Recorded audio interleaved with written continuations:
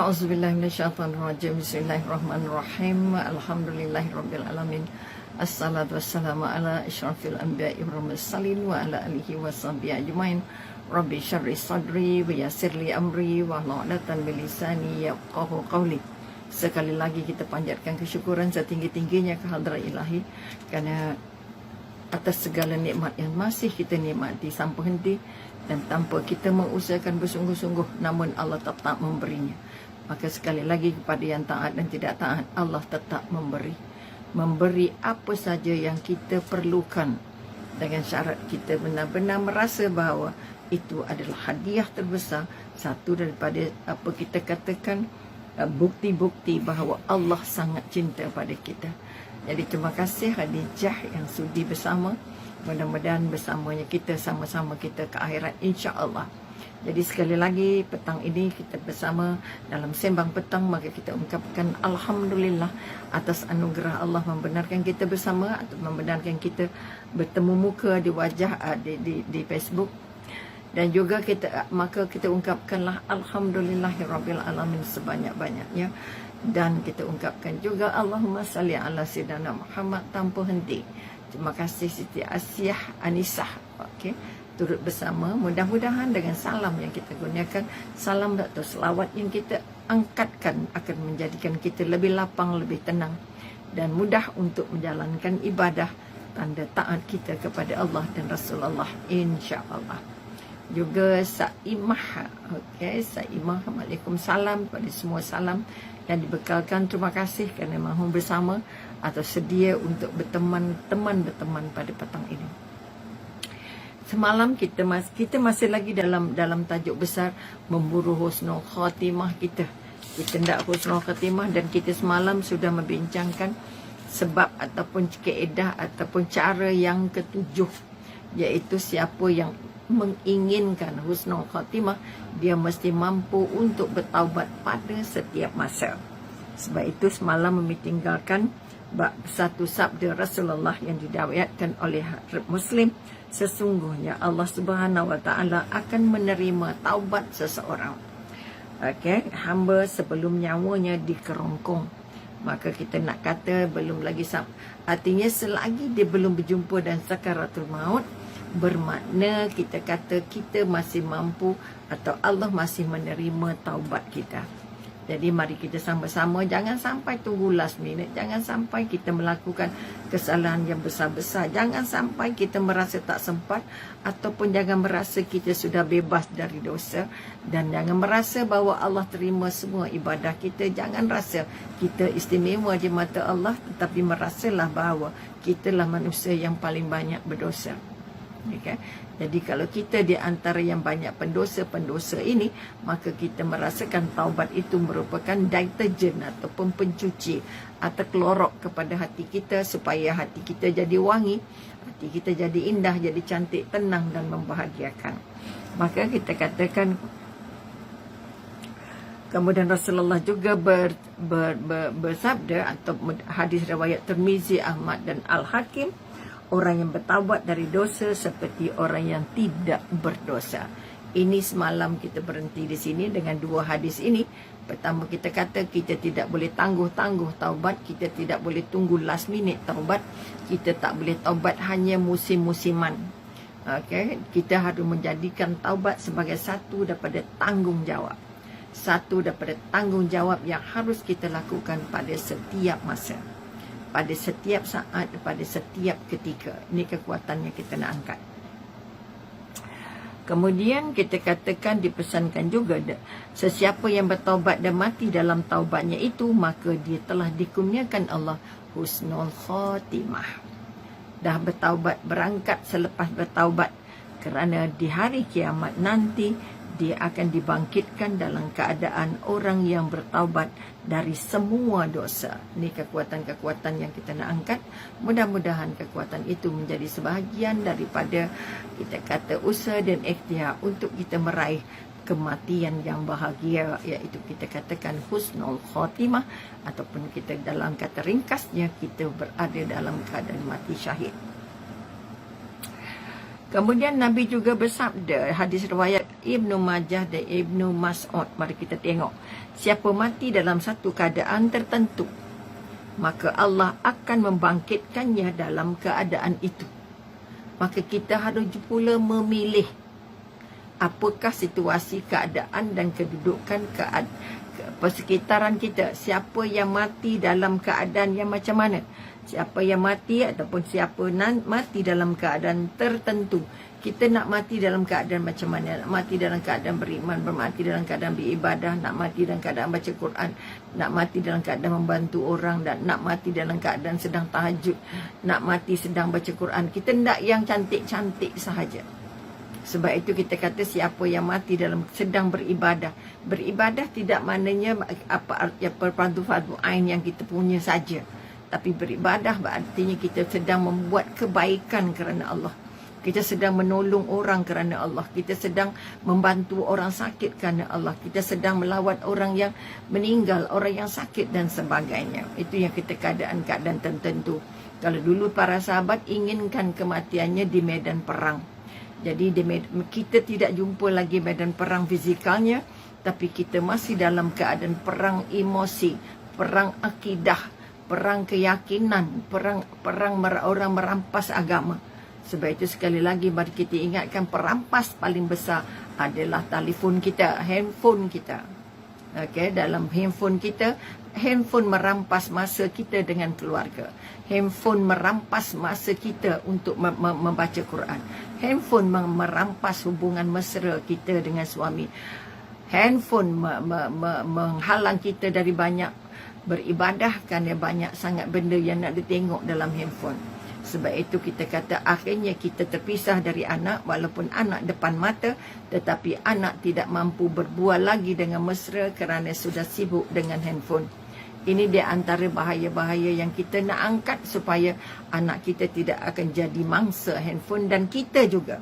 Mari kita semak, siapa yang tak boleh tinggal handphone, tak boleh lekang dari handphone, bermakna dia kehilangan sahabat, kehilangan ibadah, dan kita takut kehilangan akidah, kehilangan agama, kehilangan persadaran, dan akhirnya kita mati dalam keadaan sesat barat. Sebab itu sekali lagi kita nak bangun balik. Kalau kita sudah bertaubat, kita tidak lagi akan melihat. Kita harus menyemak berapa minit kita nak tengok handphone, apa yang kita nak tengok dan banyak mana kita nak pakai handphone. Dan kebanyakan kita sudah tidak banyak membaca buku, surat khabar sudah hilang, dan banyak benda sudah hilang kerana kita terlalu sibuk dengan handphone. Semua sudah ada di handphone. Okey, sebab itu kalau dulu kita sulit untuk tangkap gambar kerana nak bawa kamera, hari ini handphone sudah bawa kita tangkap gambar apa saja yang ada. Sehingga ada orang mabuk-mabuk selfie untuk jual mukanya kepada orang lain. Maka sekali lagi mari kita angkat kekuatan, semak balik. Adakah handphone aku yang beli handphone, ataupun kita kata handphone yang beli kita? Kerana itu kadang-kadang dia menyebabkan kita lewat tidur, anak bermasalah, anak sulit untuk tidur, anak sulit untuk makan, anak sulit untuk bergaul. Okey, waalaikumsalam Umi Hamidah. Terima kasih kerana sudi bersama petang ini. Mudah-mudahan kita benar-benar semuanya akan dirahmati Allah, insya-Allah. Okey. Maka kekuatan-kekuatan salam yang kita panjatkan ini merupakan doa-doa. Okey, Fuziah juga waalaikumsalam. Terima kasih kerana turut serta. Maka kekuatan yang kita nak angkat sekali lagi bertaubat. Jangan sampai taubat kita kotor balik. Jangan sampai taubat kita. Sebab itu kita kata sebagaimana yang dipesan oleh Nabi, kita kata siapa yang mati dalam satu keadaan tertentu, maka Allah akan membangkitkannya dalam keadaan itu. Kata kalau boleh kita tidak mati dalam keadaan kita bertaubat. Kita sedang bertaubat, kita baru lepas bertaubat.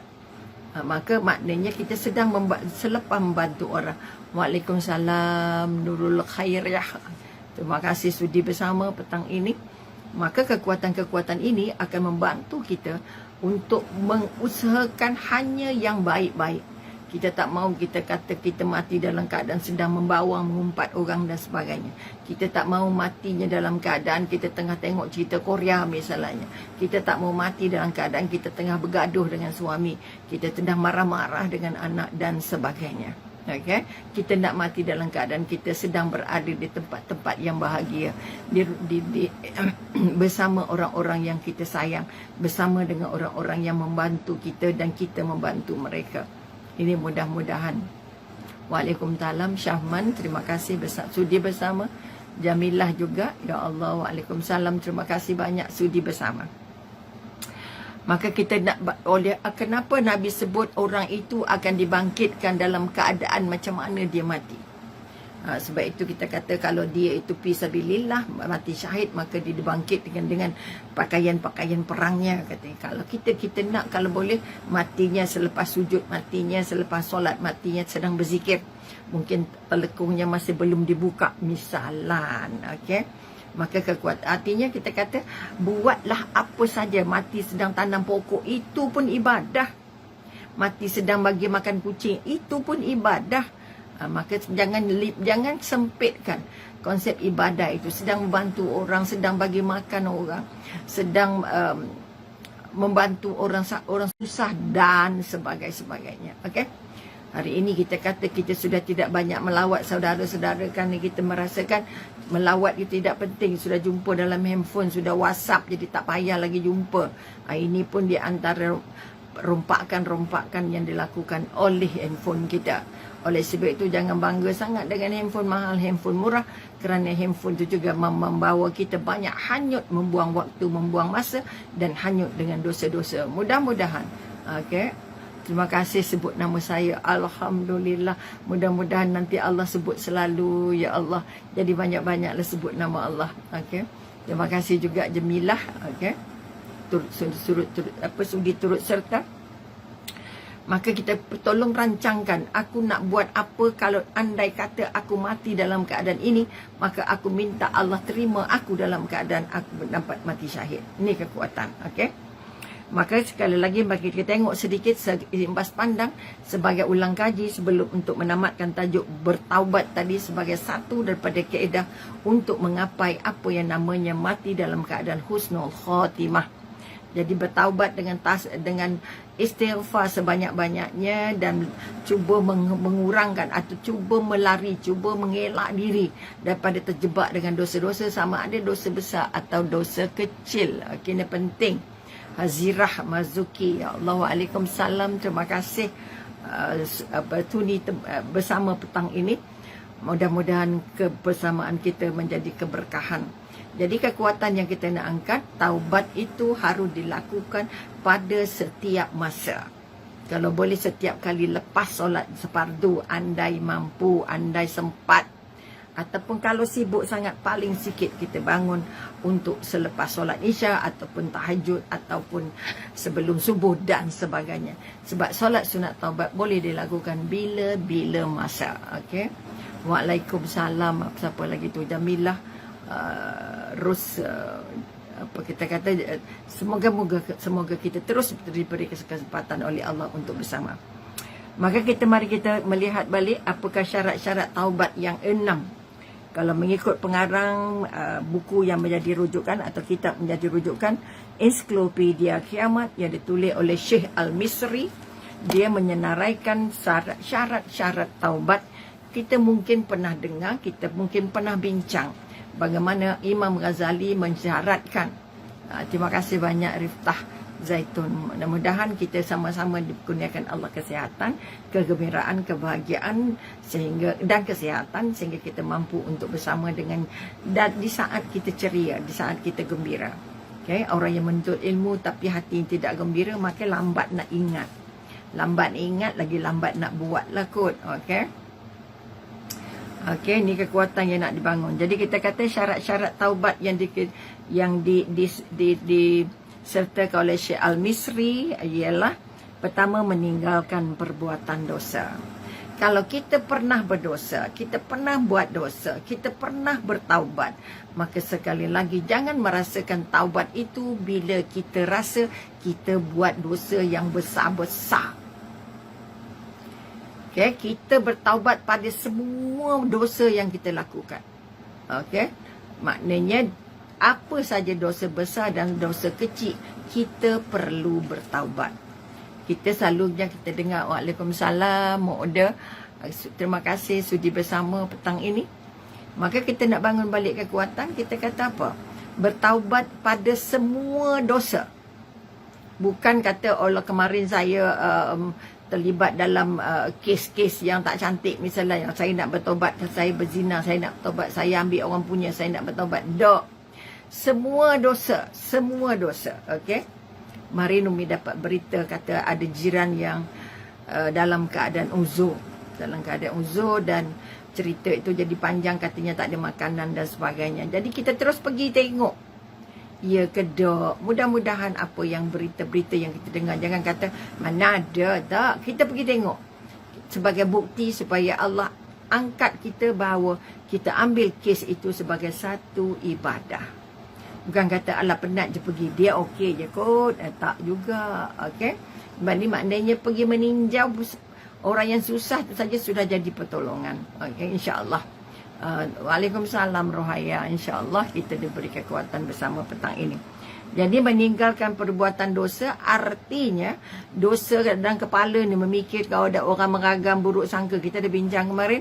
Satu daripada syarat untuk husnul khatimah ialah berbaik sangka dengan Allah. Minta nak ulang lagi, nanti panjang tak habis lagi tajuknya. Okey, bila berbaik sangka dengan Allah, kita terima semua yang datang kepada kita itu sebagai hadiah dari Allah. Maka buatlah apa yang termampu, berdoalah dengan Allah supaya kita mampu untuk memberi, sama ada memberi tenaga, sama ada memberi buah pikiran, sama ada memberikan bantuan, sama ada memberikan harta, kemampuan, makanan dan pakaian dan sebagainya. Okey. Jadi meninggalkan semua perbuatan dosa. Jangan malam tadi taubat, esok buat dosa lagi. Malam tadi taubat, esok ngumpat lagi. Malam ini taubat, tengok salah orang lagi. Maka sekali lagi, setiap orang yang kita lihat, lihatlah dengan mata putih. Dengan kaca, okey. Maknanya nur kasih. Okey, waalaikumsalam. Okey. Zaikiah, okey, waalaikumsalam. Mudah-mudahan kita diberikan rasa mesra, rasa bahagia bersama-sama pada petang ini. Maka meninggalkan dosa ini sekecil-kecil dosa. Membiarkan kucing tak makan, membiarkan kucing tak minum juga sudah satu dosa. Jadi oleh sebab itu sekali lagi kalau boleh setelah kita belajar tentang husnul khatimah, kita terus lebih berhati-hati. Kerana kita sudah pun membincangkan membaiki hubungan dengan Allah itu kunci untuk diterima dan dihadiahkan husnul khatimah. Jadi dosa maknanya apa saja yang Allah larang itu dosa. Besar ke kecil, jeling orang pun bila kamu bertiga jangan bisik-bisik pun. Itu pun dah dosa dah. Okey, bila kamu bertiga janganlah kamu dua orang berbisik, orang yang seorang ni tak dengar. Itu pun dah berdosa. Artinya setiap gerak mata kita, setiap gerak telinga kita, setiap gerak fikiran kita, setiap gerak hati kita. Sebab itu kita ada dosa hati. Tinggalkan dosa hati. Jangan sakit hati dengan orang, jangan dendam dengan orang, jangan marah dengan orang, jangan rasa tak gembira dengan orang, jangan rasa tak ikhlas dengan orang, jangan rasa buruk sangka dengan orang. Ini dosa-dosa hati yang kadang-kadang kita lupa nak taubat. Kita taubat dosa fizikal, dosa-dosa yang dilakukan oleh tubuh, dosa-dosa yang dilakukan oleh mulut, tapi kita lupa bertaubat pada dosa-dosa yang terjadi di dalam hati. Okey, sebab itu yang paling banyak yang kita tak bertaubat adalah dosa hati. Dalam perut ada macam-macam, dia tu begitu, dia tu begini, mak kita begitu, cikgu kita begini, anak kita begitu, anak kita begini. Banyak sangat benda-benda yang di dalam hatinya remuk redam. Di dalamnya hatinya benjol-benjol, maka taubat kita tidak akan diterima. Taubat kita akan diterima sama ada bukan sekadar taubat zahir, tetapi juga yang paling penting taubatnya hati. Ya Allah, aku tak nak buruk sangka. Ya Allah, aku tak nak sombong. Ya Allah, aku tak nak riak. Ya Allah, aku tak nak ujub. Ya Allah, aku tak nak kedekut lagi. Ya Allah, aku nak jadi pemurah. Ya Allah. Ini kekuatan-kekuatan dosa-dosa hati yang kadang-kadang kita tak pernah bertaubat. Okay? Oleh itu kata-kata bila meninggalkan dosa bermakna dosa material ataupun dosa fizikal ataupun dosa zahir dan juga dosa-dosa yang ada kaitannya dengan hati. Itu yang pertama. Kita rasa tak selesa dengan orang, itu dah dosa dah. Kita tengok dia, pakai baju merah tak padan tua, dosa dah tu. Walaupun dia tak dengar, kita cakap je dia tak dengar pun. Tak dengar pun tetap dosa, tetap dia anggap mengumpat. Yang kata dia bukan tahu, dia bukan dengar. Jangan. Sebab yang dengar ni Rakib dan Atib duduk di kiri kanan kita ni. Segala perkataan yang keluar dicatat tanpa ada satu patah pun yang tertinggal.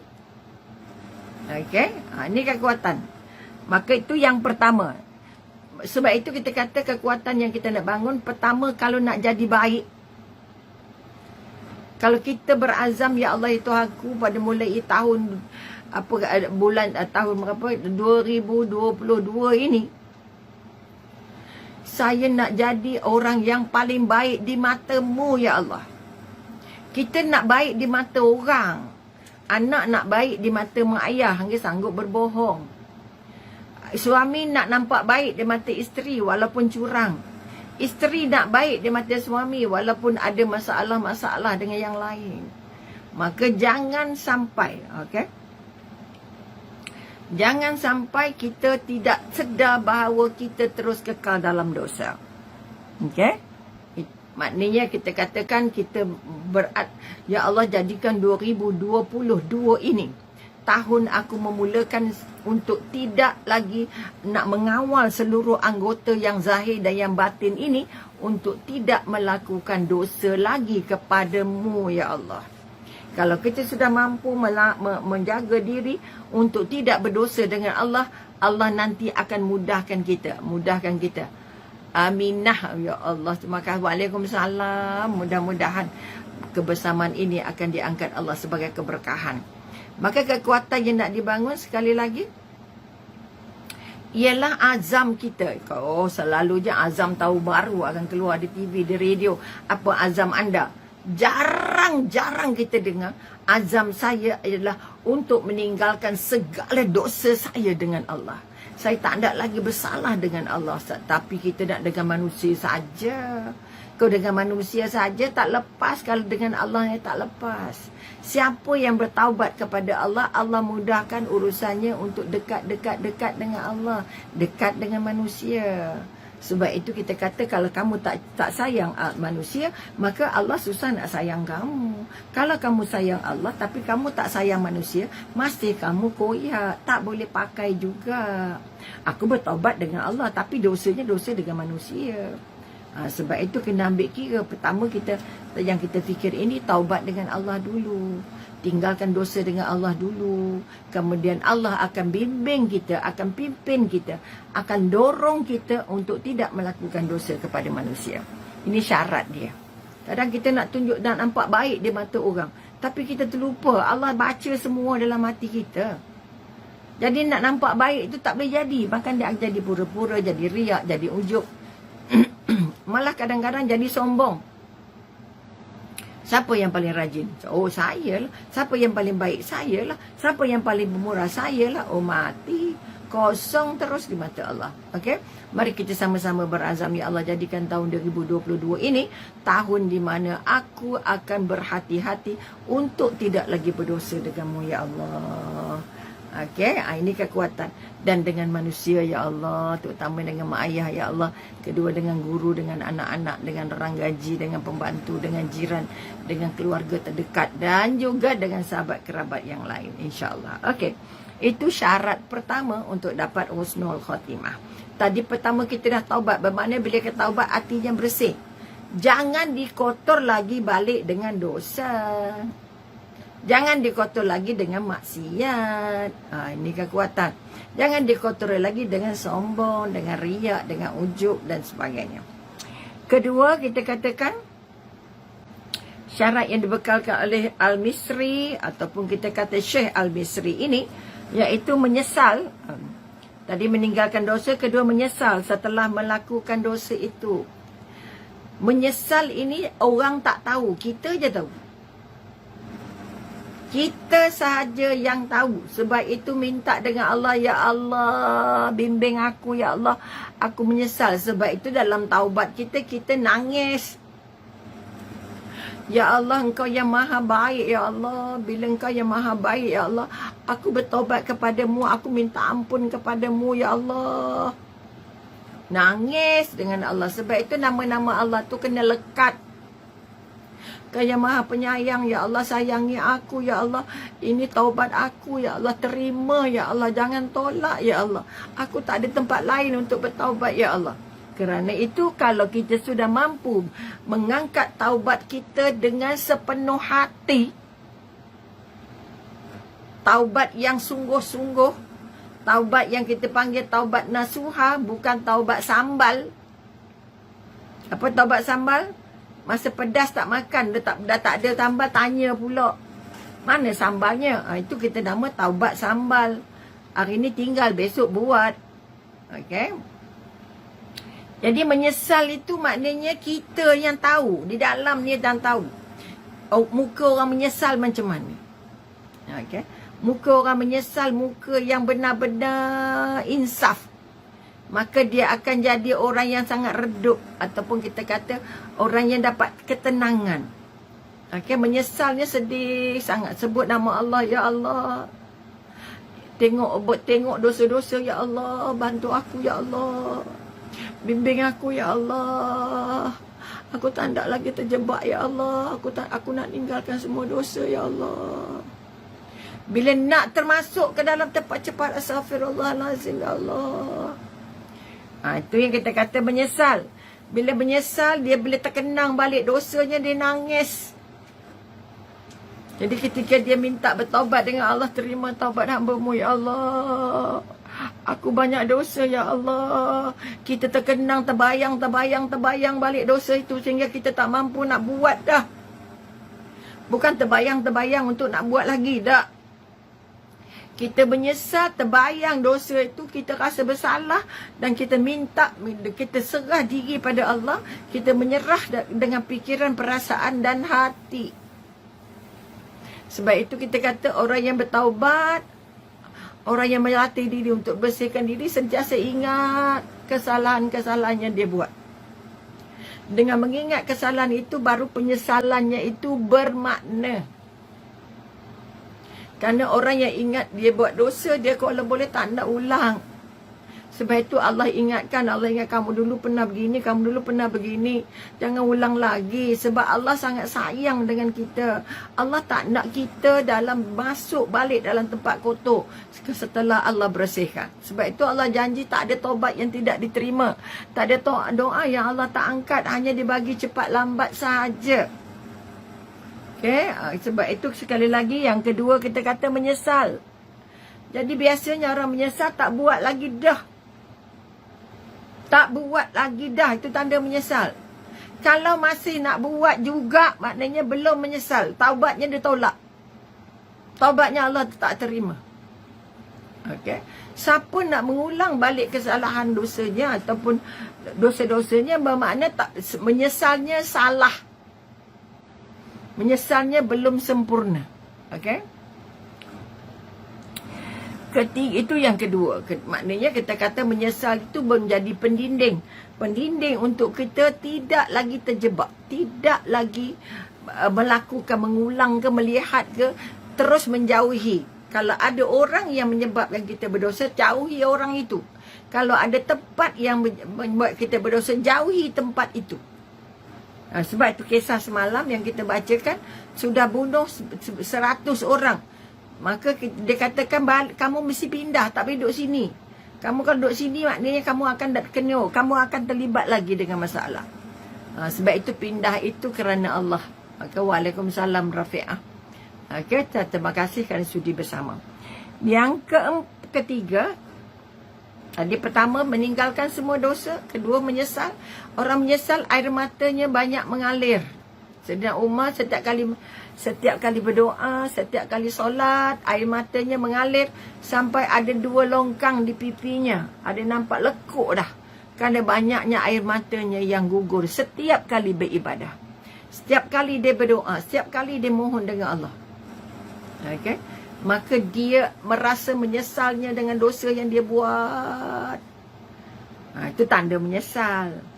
Sebab itu kita kata, walaupun sudah dinobatkan akan jadi calon syurga, tapi ibadahnya setengah mati, takutnya dengan Allah setengah nyawa, menjaga Allah ni zuhudnya, ya Allah, baiknya ya Allah, rajinnya ya Allah. Itu yang kedua, menyesal. Okey. Sebab itu kalau kita kata Nabi Adam merupakan seorang yang paling pertama menyesal. Okey. Menyesal kerana melawan perintahnya Allah. Allah kata jangan makan, kamu makan juga. Jangan dekat, kata Allah. Dia bukan saja dekat tapi juga makan walaupun baru segigit. Jadi 300 tahun baru diterima taubatnya. Diturunkan dari syurga dan dipisahkan dari isteri. Itu hukumannya sikit. Kalau kita dah pakai logik kita, salahnya sikit, makan buah. Nabi Adam tak telan pun, kata setengah ulama. Dia baru gigit je. Tapi di mata Allah, melanggar perintah Allah itu sangat besar kesannya. Saya curi ayam je, ada orang tu curi kambing. Oh, jangan. Curi ayam bersama, curi kambing bersama. Tetap mencuri, tetap berdosa. Contoh, okey. Maka sekali lagi bertekad. Yang ketiga, minta maaf banyak, Allah masanya dah lari dah. Bertekad untuk tidak mengulang dosa itu lagi selama-lamanya. Bertekad artinya satu azab yang sangat besar. Dilukiskan azab itu pada mejanya, pada kerusinya, pada otaknya, pada perasaannya, pada fikirannya. Dia akan tinggalkan teman-teman yang menyebabkan dia berdosa. Meninggalkan tempat-tempat yang boleh mengheret dia untuk berdosa. Ini yang kita kata berazam. Bertekad, pertama berazam, berusaha, berdoa, berikhtiar sehingga dia selamat. Kan? Bertekad. Artinya kalau orang sekarang kata that was the vision and the mission. Okay? Visionnya dia nampak tak nak dosa dengan Allah. Missionnya tinggalkan tempat-tempat yang boleh mendorong kepada perkara-perkara itu terulang lagi. Okay? Dan yang keempat, okay. Yang keempat, mengikut Syekh Al-Misri, orang yang bertaubat itu ialah orang yang ikhlas sangat dalam taubatnya. Apa maksud ikhlas? Dia melakukan taubat itu bukan kerana disuruh, bukan kerana diperintah, bukan kerana nak tunjuk orang, bukan kerana nak mengesahkan apa-apa. Dia bertaubat benar-benar ikhlas kerana Allah. Tak disuruh orang, tak diminta orang, tak ditengok orang dan sebagainya. Dia tidak akan menceritakannya kepada orang lain dan orang lain tidak perlu tahu pun dia bertaubat. Maka orang yang ikhlas bertaubat, dia tak bercakap dengan siapa-siapa. Kita tadi solat taubat, tahu tak? Oh, jangan. Tak payah cerita. Kita bertaubat dengan seikhlas-ikhlasnya kerana Allah. Okey? Tak payah sembang dengan orang. Tak payah angkat-angkat cerita dengan siapa-siapa pun. Maka ikhlas maknanya kita melakukan dengan niat semata-mata kerana Allah, mencari redha Allah, mengharap ampunan dari Allah dan nak rasa dekat dengan Allah. Itu orang yang bertekad. Bertekad, berusaha sungguh-sungguh, fikir banyak-banyak, bayangkan benda-benda itu supaya Allah terima, insya-Allah. Dan minta maaf last one. Yang kelima, tak habis juga tajuk doa. Tak sempat kita ke tajuk doa kita. Kita masih lagi berada di dalam tajuk taubat. Minta maaf banyak. Dan yang kelima, okey. Ini yang kelima je baru ya. Meminta halal, membebaskan diri dari hak yang dizalimi sesuai sabda Nabi. Artinya kalau kita menzalimi, ambil orang punya ke, ambil kesempatan orang ke, ambil hak orang dan sebagainya, kita menzalimi, maka Nabi kata apa? Hadis riwayat Ahmad dan Al-Hakim, sabda Rasulullah, siapa yang ada padanya hak saudaranya yang dizalimi. Kalau kita ambil hak orang, maknanya hak orang itu yang dikata dizalimi. Baik harta maupun kehormatan, nama baik, okey. Maka hendaklah meminta halal, okey, bebas halal supaya sekarang juga sebelum dinar dan dirham tidak berguna kecuali kebaikan dan kehinaan. Maknanya kita kata kalau kita ambil orang punya, kita zalim orang punya, kita ngumpat orang, maka jangan tangguh-tangguh lagi. Sekarang minta ampun pada dia, minta halal pada dia. Kalau boleh pulang, pulang balik. Kalau tak boleh pulang, apa nak buat? Kalau bentuknya benda, bentuknya harta, bentuknya boleh dia pulang. Tapi bentuk kehormatan, nama baiknya tercemar, akhlaknya diburukkan dan sebagainya. Orang-orang yang diumpat-umpat mengatakan orangnya jahat, tapi dia sebenarnya lebih jahat daripada orang jahat yang dicakap itu. Dan akhir sekali bertaubat sebelum nyawa dikerongkong ataupun sebelum sampai sakratul maut dan sebelum matahari terbit dari arah barat. Artinya sudah sampai ke akhir-akhir kiamat. Kita sudah sampai ke akhir zaman tapi belum sampai jumpanya kiamat. Maka bertaubat sebelum nazak, sebelum nyawa sampai ke halkum. Dan yang kedua, sebelum matahari terbit dari barat. Dua tanda ini akan menjadikan taubat kita tidak diterima. Jadi sekali lagi, yang sihat belum tentu boleh ada esok. Yang sakit belum tentu mati besok. Yang tua belum tentu cepat berperginya, dan yang muda belum tentu ada masa depan. Oleh kerana mati itu sangat rahsia, maka sekali lagi mari kita sama-sama sebelum bertaubat sebelum nyawa sampai ke halkum dan sebelum matahari terbit dari barat. Jadi sampai di sini dulu untuk hari ini. Terima kasih, tambah banyak terlanjut sikit masanya. Mudah-mudahan kita diberi Allah. Cik Fairuz, Waalaikumsalam. Dan juga yang lain-lain salamnya yang mungkin yang tak sempat Umi sapa balik, maka itu Umi minta maaf sangat-sangat. Mudah-mudahan kita diterima Allah ibadahnya, diberikan kekuatan untuk berubah dan membaiki diri untuk kita benar-benar layak berada dalam lingkungan kematian husnul khatimah, insya-Allah. Jadi Umi doakan pada semua anak-anak keluarga, ahli keluarga Sembang Petang terus diberi hidayah, diberi rahmat, diberi petunjuk oleh Allah, diberi taufik yang sesungguh-sungguhnya untuk berubah, menjadikan diri kita sebersih-bersihnya daripada dosa agar kita layak untuk dijemput sebagai kematian husnul khatimah. Jadi sekali lagi menyusun 10 jari, mohon ampun dan maaf.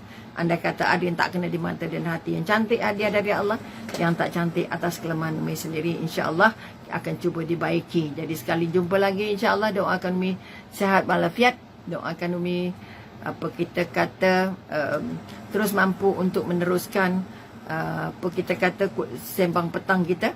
Dan Umi ada belum, sudah maksudnya sudah masuk dalam Facebook ataupun belum, bahawa Umi ada menyediakan apa kita katakan satu pen drive yang mengandungi 60 lebih ceramah ataupun motivasi untuk menjadi halua telinga pada semua yang ada.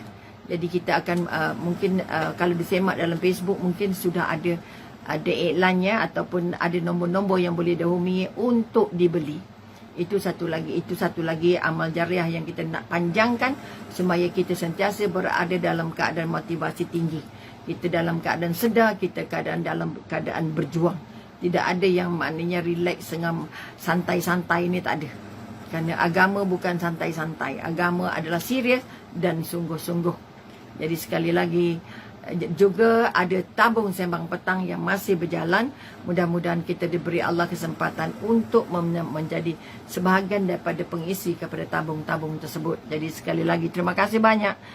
Billahi taufik wal hidayah. Wassalamualaikum warahmatullahi ta'ala wabarakatuh. Jumpa lagi insya-Allah.